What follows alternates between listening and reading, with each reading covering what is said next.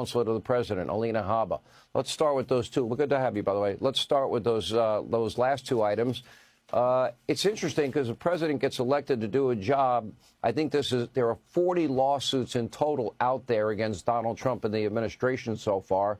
But I believe the courts, as part of the executive branch, he has the authority to do everything he's doing. Your reaction to the first two court decisions?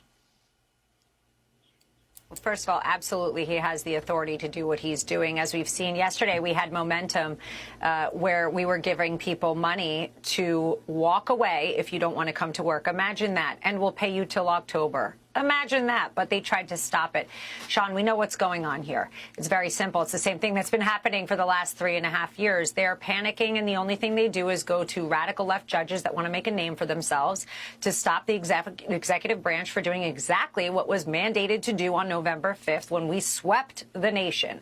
It's absolutely ridiculous. And frankly, this is all over everything. I was discussing this actually with Elon, and I said, you know, for all the money you've saved this country, perhaps we should also have a ticker for every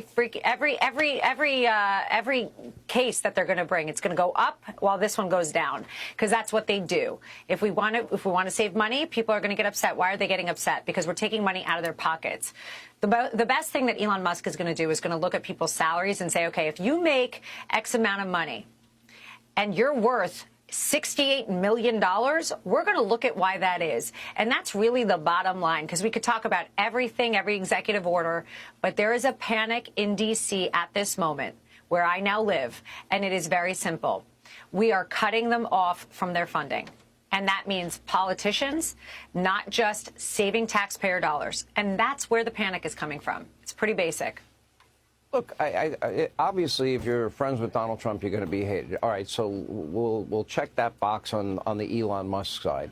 But correct me if I'm wrong, isn't he the guy that offered Starlink when people in North Carolina had no communication with the outside world, and he donated that? Didn't he offer the same thing to the people of California? Yeah. Don't we have 2 astronauts that have been pretty much lost in space or abandoned now for nearly 300 days, and our government can't save them, so he's going to go rescue them? You know, and he's cutting out all of this waste. Well, why would you hate somebody like that? It's so I'm basic. grateful. You know what? It's very basic. Let's think about this. In our administration, we have a tremendous amount of billionaires who are successful businessmen. And I could name them all, but we know who they are, who have taken a leave, sold their companies, walked away from their lives to sacrifice to help America be great again. There are many, many. Now, Elon's become a target for one very simple reason, because he is cutting the funding to these politicians who have put their bureaucratic, personal financial gain and interest above the American people. That is the difference. That may not be felt by some of the other people that are in the administration that have done the same thing that Elon does, that are incredibly successful billionaires. But they are targeting him because he is cutting their lifeline, their financial. Listen, Nancy made how much money? And we're going to go down the line of looking at all these people. There is no reason, as a federal employee, me included, I shouldn't walk out richer from the federal government. That should not be the case. No, and I open you up to look, because it's not going to happen. You don't do it. You would make a lot more in the private sector. Elon Musk will probably make a lot 100%. less, although, you know, when you have that kind of money, that money makes enough money, you know, on its own, in a sense. Even if you put it in a treasury at 5%, not a bad deal. And the president doesn't take a paycheck. He's losing money. People are in this to serve their country. I would argue almost everybody that you see every day in that White House is not making money. I do. You're right. We don't. And the only reason they're screaming about Elon, it's very simple. Nobody has said it yet, and I'm going to say it. It's because they're hitting their pockets. Only reason they're screaming about Elon. They're not screaming about Howard Lutnick. They're not screaming about Bergam. They're not screaming about those billionaires. They're screaming about him. And that's because he's going in and hitting where it hurts. So you know what happens when you scream and when you sing songs outside at a rally, which, by the way, what are you doing on the American taxpayer dollars, creating songs against the Republican Party? It's bizarre. But when you're doing things like that, that says to me one very simple thing. We have hit your Achilles heel, and we will continue to hit you. We will look at why our children are not educated. We will look at why our children have an increase in ADHD. We will look at why our borders are not safe, why our security is crazy, and why there is fentanyl crisis right now in our country like we have never seen. Because illegal immigrants were supposed to come in and vote for Kamala Harris, but it didn't work out for them. So they are panicking. And Elon may be triggering just a little bit of insecurity, which is that they are worried about us looking at exactly what they've done and exactly how much they've made. And that is now stopping.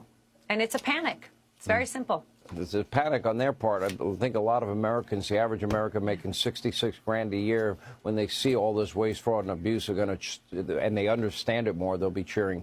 Alina Habba, we appreciate your time as always. Thank you. As Miss Aline, I think it's Alina, I think it's Habba. I don't want to mess up the name. Alina Habba. She explains it perfectly. And the funny thing is, like, Elon Musk not the first person or party to do that. All the presidents have people with similar jobs sees any fraud and waste in the government. So as long as as a Democrat, sure, no problem. But as a Republican, oh, they're a threat to the Constitution. They're a threat to national security. Really, folks? Now you see why you guys lost. I mean, when it comes to fear mongering, you guys got that corner. You got that market cornered right there. You run it. But people are tired of living in fear and ignorance. Knowledge always have, always will be forever power.